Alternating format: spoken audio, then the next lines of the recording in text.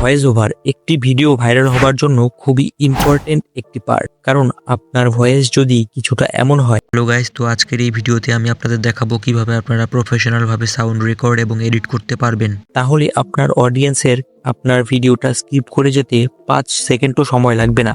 কিন্তু ভয়েস এডিটের কথাটা যখনই আমরা ভাবি তখনই আমাদের মাথায় একটাই চিন্তা আসে, ভয়েস ওভার রেকর্ড অথবা এডিটের জন্য হয়তো কোনো দামি মাইক বা কোনো পিসি সফটওয়্যার ছাড়া সম্ভবই না। কিন্তু এটা একদমই ভুল।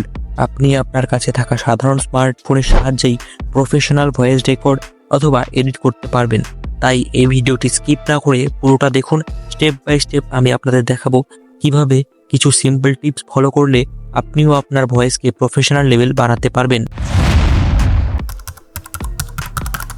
ভয়েস রেকর্ড করার সময় আপনাকে সবসময় লক্ষ্য রাখতে হবে আপনি যেখানে রেকর্ড করছেন তার আশেপাশে নয়েজ যেন না থাকে।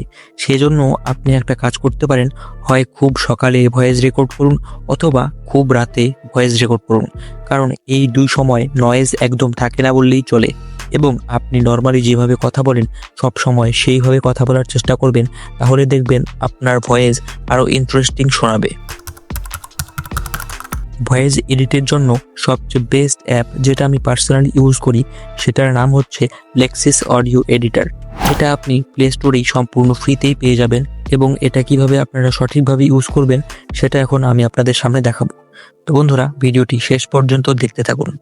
তো গাইজ, লেক্সিস অডিও এডিটর অ্যাপটি ওপেন করার পরে আপনাকে এই ওপেন অপশনে যেতে হবে এবং এখান থেকে আপনি আপনার যেই অডিওটিকে এডিট করতে চান সেই অডিওটি এখানে সিলেক্ট করতে হবে এবং এরপরে আপনাকে 3 ডটে ক্লিক করতে হবে।